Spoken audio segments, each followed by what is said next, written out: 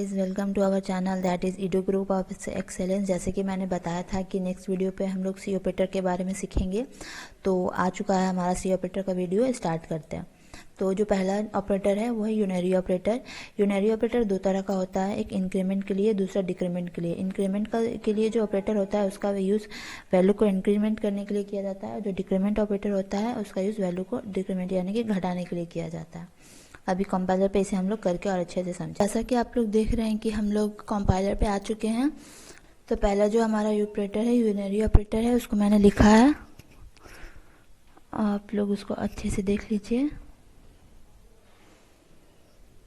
तो यहाँ पे मैंने जो फंक्शन लिखा, अपना प्रोग्राम लिखा है, उसमें मैंने ए का वैल्यू 10 लिया है, बी का वैल्यू 100 लिया है, और सी और डी जो दो फ्लोट वैल्यू लिया है मैंने, और चारों पे मैंने इंक्रीमेंट और डिक्रीमेंट ऑपरेटर लगाया है। तो मैंने ए पे इंक्रीमेंट, बी पे डिक्रीमेंट, और सी पे इंक्रीमेंट और डी पे डिक्रीमेंट ऑपरेटर लगाया।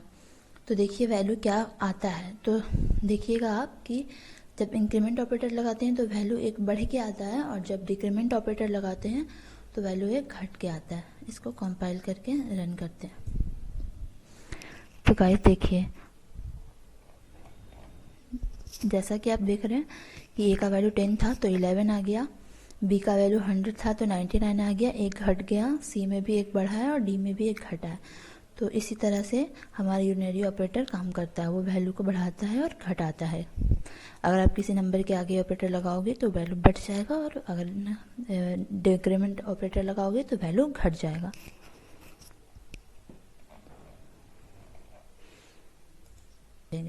जो दूसरा ऑपरेटर है वो है अर्थमेटिक ऑपरेटर। अर्थमेटिक ऑपरेटर जो आप देख रहे हो, ये क्या होता है, बेसिकली दो वैल्यू के बीच में अर्थमेटिक ऑपरेशन जो होता है वो करता है। तो पहला जो है वो है अर्थमेटिक एडिशन ऑपरेटर, या तो आप इसको एडिशन ऑपरेटर बोल सकते हो, या फिर आप इसको यूनिनरी प्लस भी कह सकते हो। दूसरा जो है वो है अर्थमेटिक सब्ट्रैक्शन ऑपरेटर, या यूनिनरी माइनस भी आप इसे कह सकते हो। ये मल्टीप्लिकेशन है, और ये डिवीज़न है, और ये मॉडुलस है। ये रिमाइंडर देता है, किसी भी नंबर को डिवाइड करने के बाद जो रिमाइंडर बचता है वो बताता है। ये बहुत ही बेसिक है, ये तो हम लोग बचपन से यूज़ करते आए हैं। एडिशन, सब्ट्रैक्शन, मल्टीप्लिकेशन, डिवाइड और मॉडुलस के लिए इसका यूज़ होता है। तो गाइस, अगर आप एडिशन लगाओगे तो 2 का सम आएगा, अगर आप सब्ट्रैक्शन लगाओगे तो 2 का सब्ट्रैक्ट करके वैल्यू आएगा, और मल्टीप्लिकेशन लगाओगे तो मल्टीप्लाई आएगा। तो यहाँ पे आप देख रहे हो कि ए का वैल्यू 9 है, बी का वैल्यू 4 है, और सी जो है, और सारे जो मैं सब ऑपरेटर्स लगा रही हूँ उसका रिजल्ट उसमें सी में आ रहा है। चलिए इसको कंपाइल करके देखते हैं। तो गाइस, जैसे कि आप देख रहे हो कि मैंने ए प्लस बी को ऐड किया तो उसका रिजल्ट आया है सी में। फिर मैंने ए माइनस बी को सब्ट्रैक्ट किया तो उसका वैल्यू आया है, ए इंटू बी किया है तो उसका वैल्यू आया है, ए डिवाइड भी किया है तो उसका वैल्यू आया है। और उसके बाद जो लास्ट वाला ऑपरेटर था मेरा मॉडुलस ऑपरेटर, वो हमेशा रिमाइंडर देता है। तो ए और बी को मैंने जब डिवाइड किया, यहाँ पे आप लोग जैसे देख रहे हो 9 और 4 है, तो इसको जब आप लोग मॉडुलस ऑपरेटर लगाओगे तो जो शेषफल आता है वो ही रिजल्ट देता है। तो शेषफल 4 को जब 9 आप जब डिवाइड करोगे तो 4 दूनी 8, एक शेषफल बचेगा, तो वही रिमाइंडर यहाँ पे दिखा रहा है।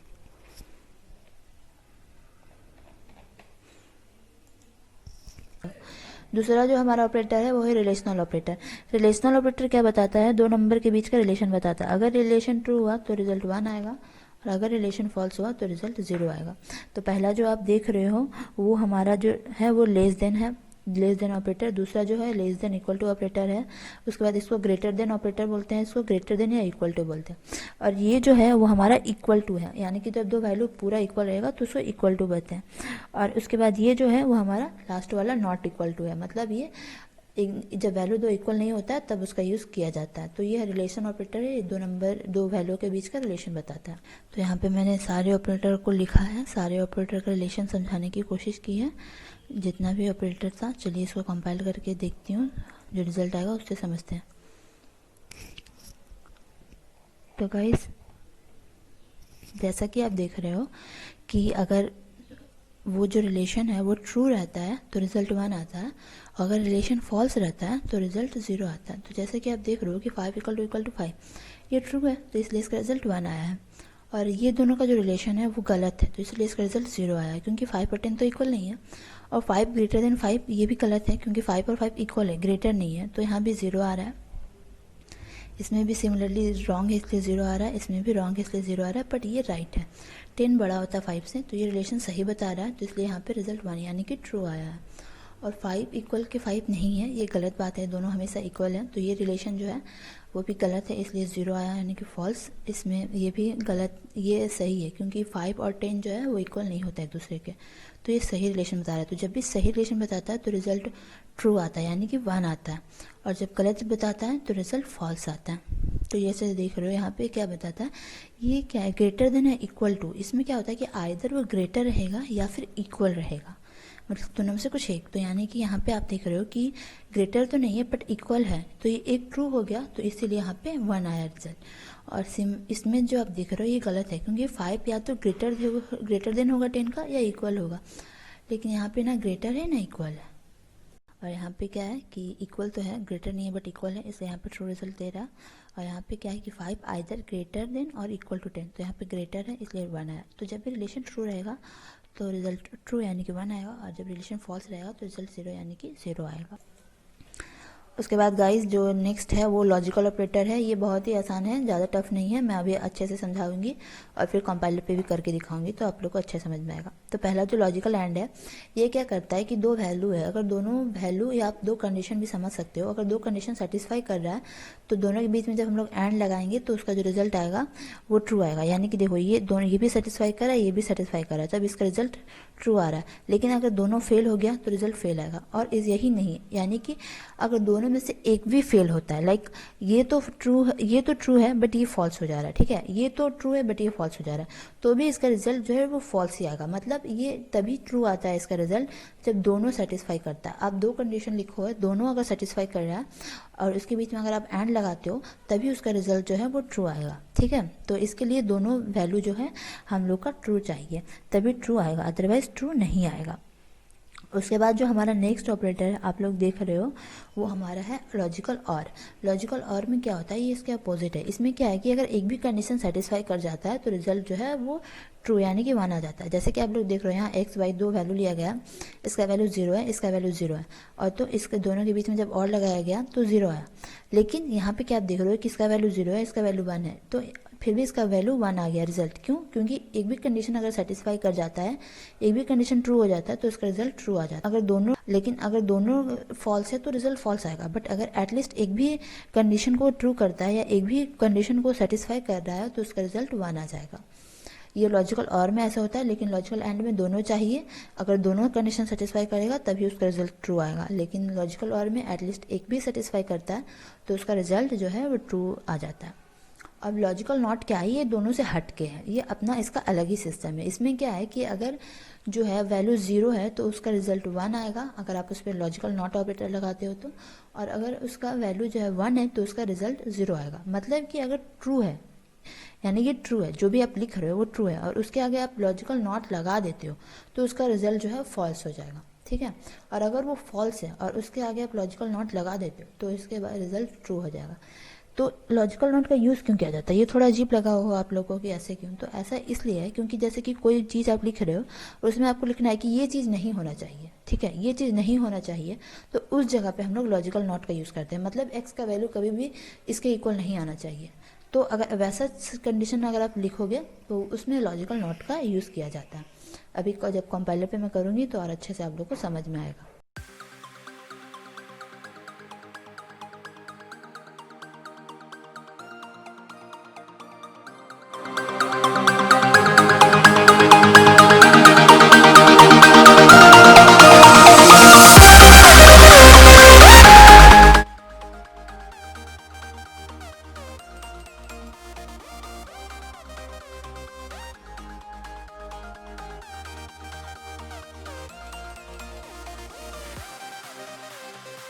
इसको समझते हैं कंपाइल करने के बाद।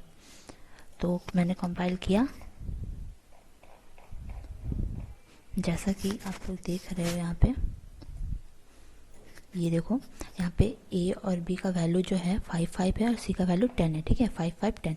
तो ये कंडीशन तो ट्रू है, मतलब 5 और 5 आपस में इक्वल है, और सी भी बड़ा है बी से यानी कि 10 बड़ा है 5 से, तो ये दोनों कंडीशन ट्रू है। इसलिए एंड ऑपरेटर जब लगाया तो दोनों जो कंडीशन है, दोनों जो रिलेशन है वो ट्रू है, तभी इसका रिजल्ट ट्रू आएगा। लेकिन अगर दोनों में से एक भी गलत हो जाता है तो फॉल्स आ जाएगा। तो जैसे कि आप ये देख रहे हो, ये रिलेशन तो सही बता रहा है पर ये रिलेशन गलत बता दे रहा है, इसलिए रिजल्ट 0 आ रहा है। क्योंकि बी तो बड़ा नहीं है सी से, बी का वैल्यू 5 है, सी का वैल्यू 10 है, तो ये तो गलत बता रहा है, तो ये गलत है, तो रिजल्ट 0 आ जाएगा।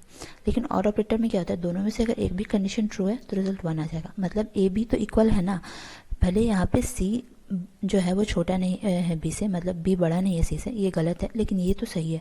तो अगर एक भी रिलेशन सही आ जा रहा है तो रिजल्ट 1 आ जाएगा।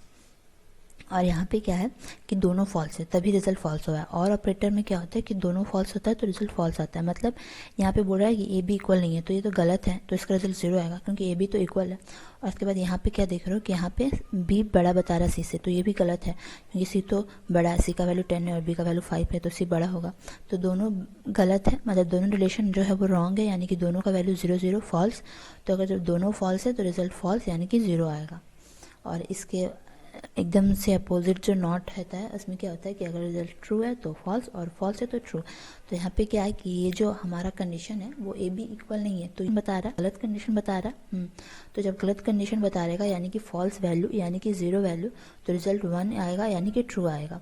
और यहाँ पे जब ट्रू कंडीशन बता रहा है तो यानी कि 1 यानी कि इसका वैल्यू 0 आएगा। मैंने बताया था कि नॉट ऑपरेटर में जब 1 रहता है तो रिजल्ट 0 आता है, और जब 0 रहता है तो रिजल्ट 1 आता है। मतलब अगर सही दिया है तो वो रिजल्ट 1 देगा, जब सही रिलेशन दिया है तो रिजल्ट 0 देगा, और जब गलत रिजल्ट दिया है और उस पर हम लोग नॉट ऑपरेटर लगा देते हैं तो रिजल्ट 0 आएगा। यही हम लोग का नॉट ऑपरेटर, एंड ऑपरेटर और ऑपरेटर हुआ। प्लीज़ गाइस ज़्यादा कंफ्यूज मत होइए, ये बहुत ही सिंपल है, बस आप लोग को समझने में थोड़ा सा प्रॉब्लम हो सकता है, मे बी नया हो तो, बट ये बहुत ईजी है, आप समझने की कोशिश करेंगे तो आराम से समझ जाएंगे। मतलब कि जब आपको यहाँ पे गलत कंडीशन बताएगा और उसके ऊपर आप नॉट लगा दोगे तब वो रिजल्ट जो है वो 1 दे देगा, यानी कि ट्रू दे। दूसरा जो हमारा है वो है बीट। तो जो पहला आप देख रहे हो उसको बीट वाइज एंड ऑपरेटर कहते हैं, दूसरा जो है बीट वाइज और ऑपरेटर है। उसके बाद वाला जो आप लोग देख रहे हो उसको कहते हैं हम लोग राइट शिफ्ट, और इसको कहते हैं हम लोग लेफ्ट शिफ्ट। ओके, ये हमारा हो गया। ये जो हमारा है वो बीट वाइज एक्सोआर है, ठीक है, बीट वाइज एक्सोआर, और ये लेफ्ट शिफ्ट है और ये हमारा राइट शिफ्ट है। तो गाइज जैसे कि आप लोग देख रहे हो, ये बीट वाइज ऑपरेटर जो है ये हमेशा क्या करता है, बीट वाइज यानी कि जो बाइनरी नंबर होता है वो लोग के बीच का ऑपरेशन जब होता है तब। अभी मैं कंपाइलर पे करूँगी तो आप लोग को ये सब और अच्छे से समझ में आ जाएगा, वहाँ पर मैंने वैल्यू लेके एक्सप्लेन किया है। अब आगे बढ़ते हैं और जो हमारा दूसरा है वो देखते हैं, यानी कि bitwise operator. Bitwise operator, तो बीट वाइज ऑपरेटर जो है वो मैंने बताया था कि बीट वाइज ऑपरेटर क्या क्या होता है। यहाँ पे मैं आपको bitwise and, bitwise और बीट वाइज एक्सओआर ऑपरेटर के बारे में बताऊंगी कि उसका वैल्यू कैसे आता है और वो कैसे यूज़ होता है। तो जैसे कि आप यहाँ पे देख रहे हो कि ए का वैल्यू 12 है और बी का वैल्यू 25 है, ठीक है, और मैंने ये दोनों के बीच में बीट वाइज एंड ऑपरेटर लगाया है, तो इसका रिजल्ट कितना आएगा। तो गाइस देखो इसका रिजल्ट कितना आएगा, इसका रिजल्ट आएगा 8। वो कैसे है मैं बताती हूँ। बीट वाइज जो बाइनरी ऑपरेटर हो जाता है, वन काइंड ऑफ बाइनरी, ठीक है, वो बाइनरी वैल्यू से काम करता है। तो जैसे कि आप लोग देखिए 12 का वैल्यू क्या है, ये बाइनरी में अगर आप उसको ट्रांसलेट करोगे, आई होप कि आप लोग को बाइनरी टू डेसिमल और डेसिमल टू बाइनरी कन्वर्ट करने आता ही होगा। अगर नहीं आता है तो कोई बात नहीं, आप नीचे कमेंट बॉक्स में हमें बताएं, हम उस टॉपिक पे भी एक वीडियो बना देंगे अपने चैनल पे। अगर कोई दिक्कत है तो आप हमें कमेंट बॉक्स पे बोल सकते हैं।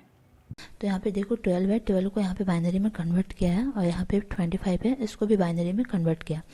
उसके बाद 12 का बाइनरी वैल्यू इतना होता है, 25 का बाइनरी वैल्यू इतना होता है।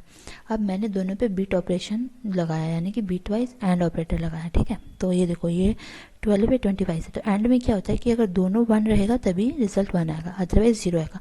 तो ये दोनों को जब ऐड किया गया तो 0, ये दोनों को ऐड किया गया तो 0, यहाँ पे भी 0, लेकिन यहाँ पे दोनों 1 1 है इसलिए यहाँ पे 1 आया। सिमिलरली आगे भी ऐसे किया गया तब जाके ये रिजल्ट आया। तो इसको जब डेसिमल में आप कन्वर्ट करोगे तो उसको यहाँ पे जो आ रहा है डेसिमल वैल्यू वो 8 आ रहा है, इसको जब आप डेसिमल में कन्वर्ट करोगे तो 8 आएगा। तो यहाँ पे अगर आप दो नंबर के बीच में बीट वाइज ऑपरेटर लगाते हो तो उसका इस तरह से ऑपरेशन होगा, और उसके बाद जो रिजल्ट आएगा उसको डेसिमल में कन्वर्ट करके रिजल्ट मिल जाएगा। तो मतलब A12 है, B25 है, ये दोनों के बीच में अगर आप एंड ऑपरेटर लगाओ तो जो वैल्यू आएगा प्रिंट होके वो 8 आएगा, ठीक है। और सिमिलरली यहाँ पे जो है बीट वाइज और ऑपरेटर है, इसमें कैसे होता है, तो ये समझाने से पहले मैं एक बार कंपाइल कर अच्छा मैं पहले समझा लेती हूँ, उसी के बाद ही मैं एक ही बार कंपाइल करूँगी। उसके बाद जो हमारा दूसरा है वो बीट वाइज और है, तो बीट वाइज और कैसे होता है वो भी समझ लेते हैं। तो ए का वैल्यू 12 था, बी का वैल्यू 25 था, ठीक है। अब इसके बीच में अगर आप बीट वाइज और ऑपरेटर लगाओगे तो उसका रिजल्ट 29 आएगा। तो ये कैसे आएगा, ये देखो 12 का बाइनरी रिप्रेजेंटेशन ये है, 25 का बाइनरी रिप्रेजेंटेशन ये है, ठीक है। ये दोनों के बीच में बीट वाइज और ऑपरेशन किया गया है। तो देखो बीट वाइज और में क्या होता है, मैंने क्या बोला था कि उसमें अगर एक भी 1 होता है तो रिजल्ट 1 आता है, ठीक है। तो यहाँ पे दोनों को जब एडिशन किया है तो यहाँ पे देखो एक 1 होने पे भी यहाँ पे 1 लिखा है, ठीक है। तो ऐसे इसी तरह सारा एडिशन हुआ है। उसके बाद एडिशन होने पे जो रिजल्ट आया, जैसे देखो 0 1 1 होगा, यहाँ पे 0 0 है तो 0 होगा, लेकिन यहाँ पे 1 1 है तो 1 होगा, और यहाँ पे 1 0 है तो 1 होगा, लेकिन जहाँ पे दोनों 0 0 है तो वहाँ पे रिजल्ट 0 होगा। तो ये बाइनरी ये बीट वाइज और ऑपरेटर हो गया बाइनरी, दोनों बाइनरी नंबर का। उसके बाद जो नंबर आया उसको जब डेसिमल में चेंज किया तो 29 आया, ठीक है।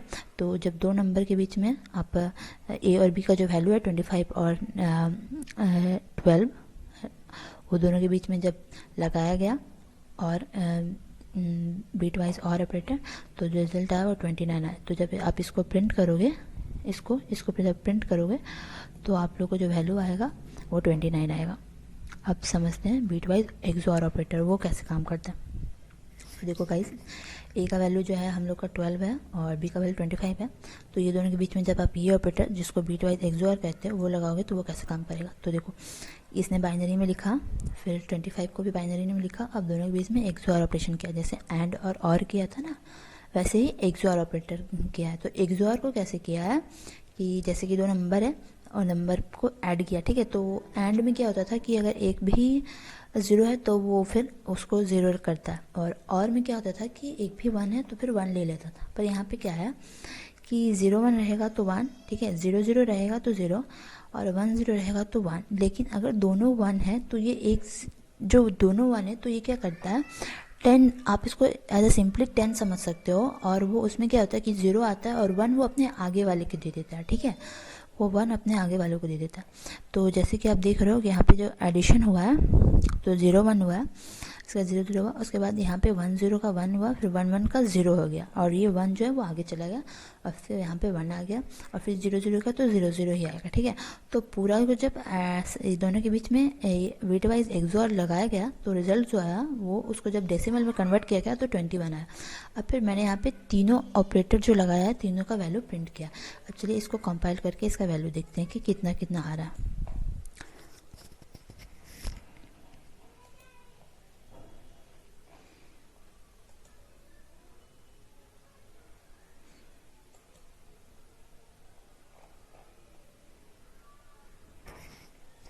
तो गाइस ये देखो मैंने न्यू लाइन नहीं दिया है ना, इसलिए यहाँ पे ऐसे हो रहा है, मतलब 8 है, उसके बाद आउटपुट है, फिर 29 है, फिर आउटपुट है, उसके बाद आ रहा है। तो मैं यहाँ पे एक न्यू लाइन दे देती हूँ ताकि आप लोग को अच्छे से समझ में आए। ओके,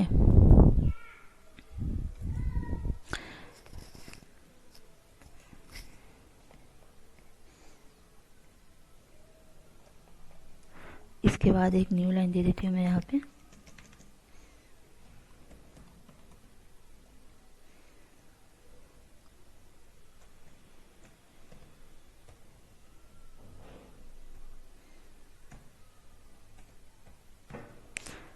सिमिलरली आगे भी दे देती हूँ।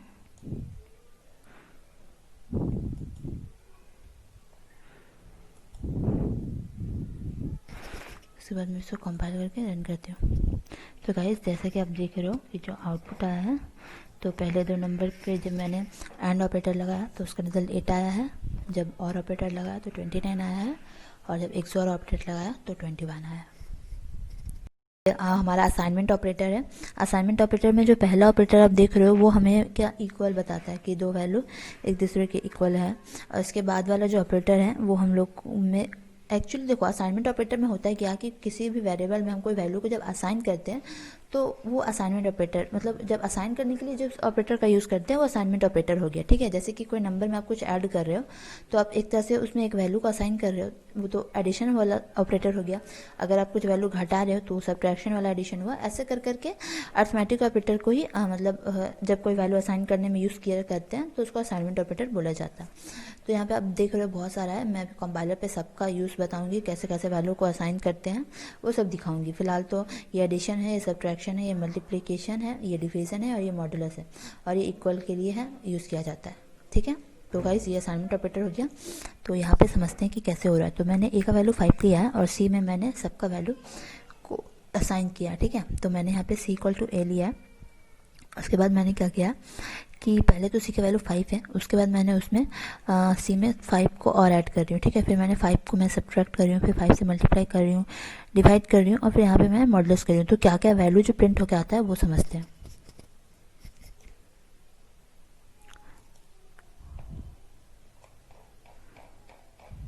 तो गाइस जैसा कि आप देख रहे हो किसी का वैल्यू पहले तो 5 आया है, ठीक है। उसके बाद उसमें क्या हो रहा है कि मैं उसमें 5 को ऐड कर दे रही हूँ। जैसे यहाँ पे आप देख रहे हो मैं ये जो कर रही हूँ वो 5 को मैं ऐड कर रही हूँ यहाँ से, ठीक है। तो जो वैल्यू प्रिंट होके आ रहा है वो हम लोग का 10 आ रहा है, क्योंकि 5 + 5 10 हो गया। उसके बाद जो मैं कर रही हूँ वो सब्ट्रैक्ट कर रही हूँ, ठीक है। तो अब तो 5 का वैल्यू कितना हो गया, 10 हो गया। सी मतलब सी इक्वल टू 10, तो 5 10 हो गया। पहले 5 था, सी इक्वल टू पहले ए था, यानी कि पहले सी का वैल्यू 5 था। उसके बाद मैंने उसमें और 5 ऐड कर दिया, यानी कि अब उसका वैल्यू 10 हो गया। उसके बाद मैं उससे 5 माइनस कर दे रही हूँ। ये जो ऑपरेटर है ये माइनस करता है, तो ये माइनस कर रही हूँ। तो 10 में से 5 जाएगा तो फिर से 5 बचेगा। उसके बाद मैं क्या कर रही हूँ कि जो वैल्यू आया उसमें मैं 5 से मल्टीप्लाई कर रही हूँ, ठीक है। इस तरह से आप लिख रहे हो, मतलब किसी का जो भी वैल्यू है उस वैल्यू में मैं ए से मल्टीप्लाई कर रही हूँ उसको, ठीक है। यहाँ पे जो आप लिखते हो वही होता है।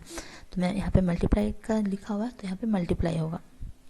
तो 5 × 5 25, तो इसलिए 25 आया। उसके बाद जो दूसरा है उसमें मैं क्या कर रही हूँ कि मैं डिवाइड कर रही हूँ। तो सी का वैल्यू पहले से कितना है, 25 है, तो पहले से 25 है। तो यहाँ पे 25 में अगर आप 5 से डिवाइड करोगे तो उसका रिजल्ट 5 आएगा, तो यहाँ पे 5 आया, ठीक है। उसके बाद मॉडुलस, जो एक लास्ट ऑपरेटर बचा हुआ है वो है मॉडुलस।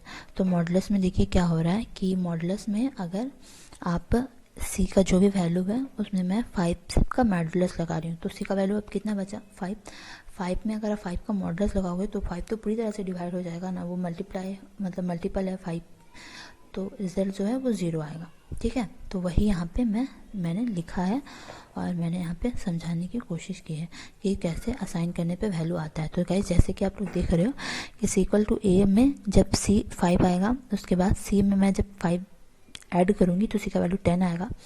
जब मैं सब्ट्रैक्ट करूँगी तो 5 आएगा, और जब मैं मल्टीप्लाई करूँगी तो यहाँ पे 5 बच गया। अब 5 को मैं 5 से मल्टीप्लाई करूँगी तो 25 ही आएगा ना। फिर 25 का जो वैल्यू है सी का उसको मैं 5 से डिवाइड कर दे रही हूँ, तो यहाँ पे 5 आ जाएगा। उसके बाद 5 का मॉडुलस अगर 5 से निकालूंगी तो 0 आएगा, और उसके बाद मैंने वही सब वैल्यू प्रिंट किया। तो ये बहुत ही इजी है, मतलब बहुत ही आसान है असाइनमेंट ऑपरेटर। इसमें कोई वैल्यू को असाइन किया जाता है किसी भी वेरिएबल में। तो मैंने सी में ए का जो डिफरेंट वैल्यू है उसमें डिफरेंट ऑपरेटर लगा के सब वैल्यू को असाइन करके आप लोग को समझाया है। होप आप लोग को एडिशन वाला, सब्ट्रैक्शन, मल्टीप्लिकेशन सारे ऑपरेटर अच्छे से समझ में आए होंगे। नेक्स्ट जो ऑपरेटर है वो है टर्सनरी और कंडीशनल ऑपरेटर। तो टर्सनरी और कंडीशनल ऑपरेटर क्या होता है, ये जो है ये क्या बताता है कि अगर दो नंबर के बीच का रिलेशन ट्रू है तो इसके बाद जो लिखा जाता है स्टेटमेंट वो एग्जीक्यूट होता है, और अगर वो फॉल्स है तो इसके बाद जो लिखा जाता है स्टेटमेंट वो एग्जीक्यूट होता है। तो ये बेसिकली कंडीशन बताता है कि अगर ये कंडीशन है तो ये होना चाहिए, और ये कंडीशन है तो वो होना चाहिए। तो क्या, चलिए इसको सब सारे कंपाइलर पे हम लोग करके देखते हैं। अब गाइस आगे बढ़ते हैं। जो हमारा नेक्स्ट ऑपरेटर है वो है टर्सनरी ऑपरेटर। ये बहुत इजी है, इसमें बिल्कुल भी घबराने की ज़रूरत नहीं है। जैसे कि आप देख रहे हो ये ऑपरेटर क्या है, ये जो हमारा ऑपरेटर है ये हम लोग को बताता है कि कैसे, मतलब कि एम, जैसे कि आप ये इसने लिखा एम का वैल्यू मैंने यहाँ पे 5 लिया, ओके, एन का वैल्यू मैंने यहाँ पे 4 लिया। तो अगर ये कंडीशन ट्रू होगा, ठीक है, ये कंडीशन अगर ट्रू होगा तो इसके बाद वाला जो स्टेटमेंट है वो प्रिंट होगा, ठीक है, यानी कि वो एग्जीक्यूट होगा। और अगर ये फॉल्स हो जाता है तो इसके बाद वाला जो स्टेटमेंट है वो होगा, ठीक है। तो यहाँ पे जैसे देख रहे हो आप M equal to 5 N equal to 4 है, ठीक है। तो m ग्रेटर देन n है, ये ट्रू बता रहा है, मतलब ये जो कंडीशन है, ये रिलेशन है वो ट्रू है। m तो ऑब्वियसली बड़ा है ना n से, तो ये ट्रू है, तो ये चीज़ जो है वो रिजल्ट आएगा। और अगर ये फॉल्स हो जाता तो ये प्रिंट होता। अब मैं यहाँ पे एक बार कंपाइल करके दिखाती हूँ आप लोग को। सो गाइस हम लोग के अकॉर्डिंग ये चीज़ प्रिंट होना चाहिए, देखते हैं ये प्रिंट होता है नहीं।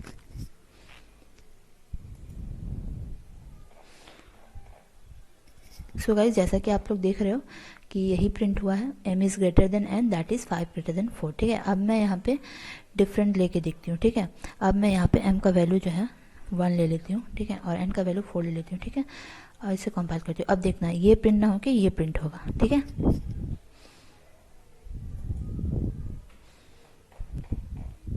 सो गाइस देखा, जैसा कि आप लोगों ने देखा कि जैसे ही मैंने वैल्यू को चेंज किया तो जो नेक्स्ट लाइन का स्टेटमेंट था वो प्रिंट हुआ। मतलब अगर ये कंडीशन ट्रू होगा तो ये प्रिंट होगा, अगर जैसे ही कंडीशन फॉल्स होता है तो उसके नेक्स्ट वाला लाइन वाला जो स्टेटमेंट है वो प्रिंट होगा।